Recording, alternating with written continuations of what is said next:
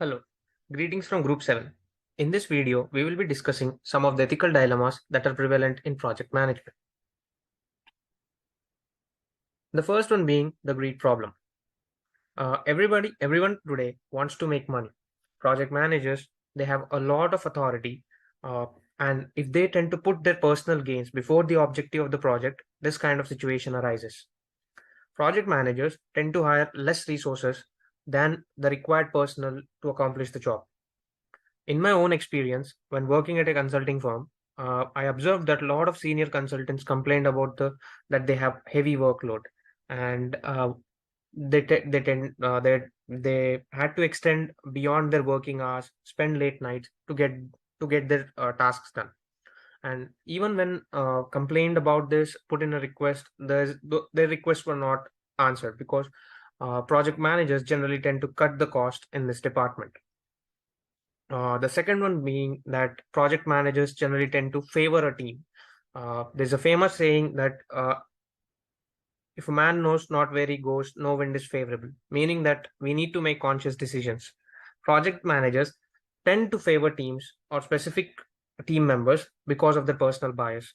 Project managers need to look at a situation for what it is, and keeping their personal opinions away, they need to make decisions purely based on the facts. Thank you, Harshad. Hello, everyone. My name is Malini, and I'm going to talk about another ethical dilemma project managers face regularly. As project managers, we are often told to treat our stakeholders equally. But what if they have conflicting interests? Should you protect the interests of all stakeholders, or should you not? Stakeholders are critical to any project. By engaging stakeholders in decision making early on, we can uncover risks, mitigate those risks, and work towards making the project successful. However, many a time, stakeholders may have conflicting interests or opinions. This is where stakeholder management plays a huge role in making the lives of project managers a little easier. Project managers could be tempted into listening to the most influential of all stakeholders. For instance, the executive director of the organization they are working for. Please do not give in to this temptation because it's often the case that people may use their influence to get things done for their own gains. How should project managers resolve conflicts then? Well, first and foremost, you should try settling differences between stakeholders through diplomatic channels. Try to understand their concerns and see if you can make trade offs to bring all your stakeholders on the same page and keep them happy. This is exactly why a project manager should proactively practice stakeholder management to understand your stakeholders as individuals and their interests in the whole project. This can help project managers draft trade offs, anticipate possible conflicts, and devise negotiation strategies in advance. I would now like to hand this over to Amarnath to discuss about another ethical dilemma that project managers usually face. Howdy, I'm Amarnath Sabevar. Conflict of interest and transparency are major ethical dilemmas that project managers must deal with. An individual or group has a conflict of interest when they have several interests in a project, any of which could compromise the fairness of the process. For instance, accepting a proposal from a business controlled by a project managers bother even though other competitors offered lower prices and superior services could cast some doubt on the project manager's honesty. Due to the nature of connections versus organizational regulations, many conflicts of interest may arise. In our professional life, we also have interests that may affect how we do our duties and the choices we make. There can be a perception that our decisions were influenced by a conflict of interest, even if we never take action on them. When addressing both actual and potentially perceived in conflict of interest, transparency becomes crucial. If someone sees something and draws a conclusion, they have experienced perception. Perceived conflict of interest does not necessarily become one. Disclosure is the only surefire way to determine if a situation actually involves a conflict of interest or is only potentially perceived to do so. Information has a role in transparency. It concerns the receiver's capacity to have complete access to the information he sees, not simply the information the sender is prepared to supply, since it takes courage to give information when doing so is uncomfortable. Transparency epitomizes honesty and open communication. Being honest with oneself about one's behavior is what is meant by transparency. Being frank and open about any organization actions, if they are consistent with its principles, is another definition of transparency.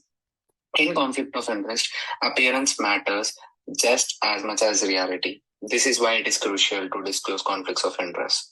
Most organizations have adopted disclosure as more formal and well-documented approach to handle conflicts of interest. The disclosure procedure is designed to support the workforce's commitment to accountability and transparency in their actions. The perception of dispute is what it to be resolved. Disclosure does not create an actual conflict. On the other hand, admitting to real conflict of interest does not end it. Rather, it helps bring it to the light so that it can be appropriately resolved. Instead than keeping a conflict of interest to oneself and putting oneself in moral or legal behind later, it is crucial to reveal both real and potential conflicts of interest so that others can arise the situation and access it and reach a judgment. Due to lack of independent or objective point of view, the person is unable to decide whether or not there is a conflict. One last thing to think about when resolving conflicts of interest and transparency is there is an old adage, when in doubt, ask. It's quite true. Asking is harmless, but refraining from doing so could cause significant harm to a person, an organization, or both. To guarantee that we remove any actual or potential conflicts of interest, it is always preferable to be open and responsible. Now I'd like to hand over it to Siddharth, who will talk on accountability. I am Siddharth, and I'll be talking about accountability. Another major dilemma project managers face is being accountable. Accountability is about the ownership of outcomes. It is the obligation of an individual or organization to account for its activities, take responsibility for them, and be transparent about the results. So, the person accountable for the management of the project must take the responsibility and accept the consequences of any related decisions, actions, and results. They must also be able to account for what happened during the project. A lack of accountability can kill a project. If the internal and external teams aren't clear on who is accountable for the overall outcomes and who is responsible for certain tasks, the progress of the project and the results can be severely impacted. Accountability is not about blame. In fact, it's quite the opposite. Ensuring accountability can avoid assigning blame, which can arise from misunderstandings about who is responsible and accountable for a task.